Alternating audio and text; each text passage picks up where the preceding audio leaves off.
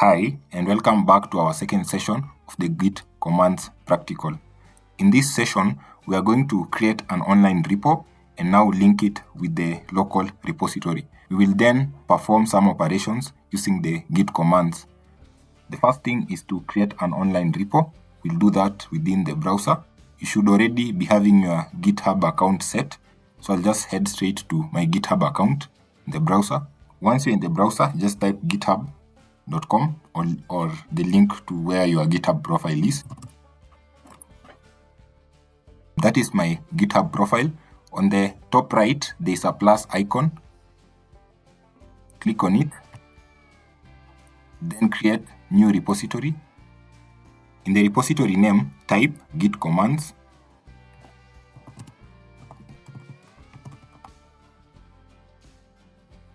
On the description, you can type anything, say practical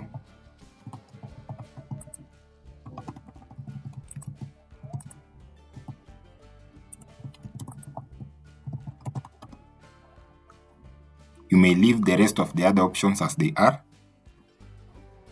Ensure your repository is public. Good. We've now created our repository. Scroll down. There's an option to push an existing repository from the command line. Copy that. This is a git command that says git remote add origin and then the URL. For you to add a remote origin to an already existing repository, you'll use git remote add origin, then specify the URL that contains that specific repository. We'll go back to our terminal, and for the sake of time, you can just copy that. Git remote add origin, that is the command. Enter. For you to confirm if that is correct, you can run the following command: git config get remote .origin .url. That is the URL for our repo that we've just created. The URL will always have github.com, then your username, then the repository name. The next thing that we are going to do, because our repository is already linked to the local repository, we now have a communication between the remote repo and the local repo. We can push the changes that we had made to the remote repository. We do that by running the git push command. Git push origin main.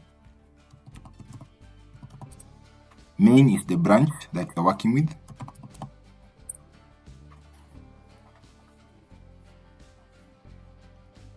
Our files have now been moved from the staging environment to the remote repository. We can confirm that by going back to the remote repository and refreshing that page. Refresh it. Scroll up. You can now see those specific commits that you've done and the files that have been added. There's an option for you to check the commits here. Just click on it. And you can see the commits that you've made. Each commit has a unique hashed value. This one. And you can see it is unique all across until the very last commit that we made. On the left-hand side, we have the commit messages. So you can always copy the hashed value, and if you need to revert a change, use it to revert a change. Or if you just want to read through, you can read through the commit messages. Let's go back to our remote repository. We can add another file, say header.html. Go back to the text editor, Ctrl-N, Ctrl-S, and now save that file type as HTML. Then create a header.html file. Save it Go back to the terminal and run git status.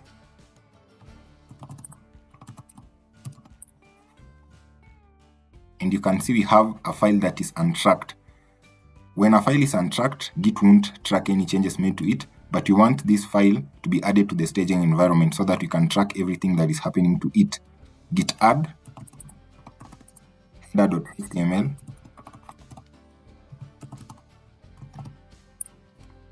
You can commit it.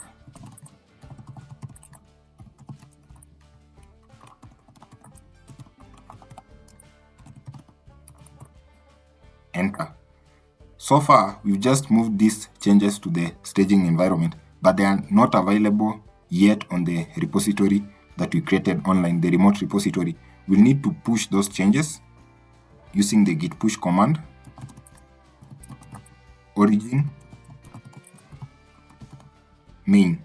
We are using main because it is our main branch. If you have other branches, you can also specify whatever branch that you are pushing to. Enter.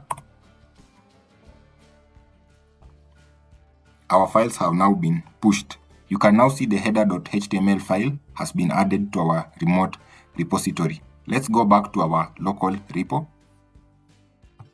If I don't want to be writing git push origin main each and every time, I can set up the upstream branch so that I'll just be typing git push. Let's see how to do that using the git set upstream branch. We can achieve that by typing git push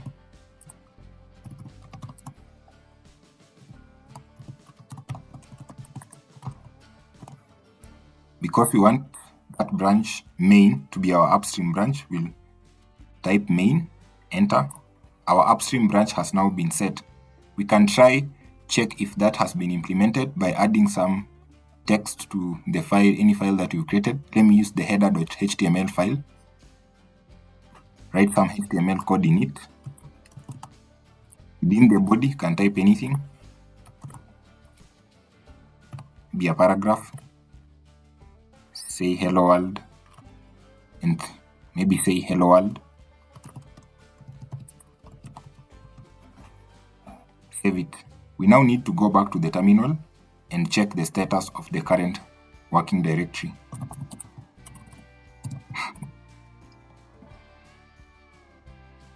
We can see we've modified the header.html file. We'll move it to the staging environment by using git add.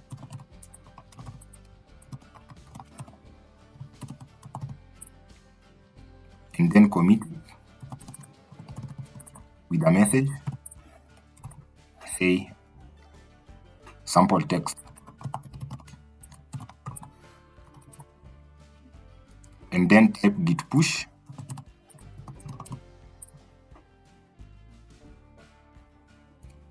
Our changes have been uploaded without having to write git push origin main. In the next tutorial, we are going to focus more on working with Git branches. So see you in the next video.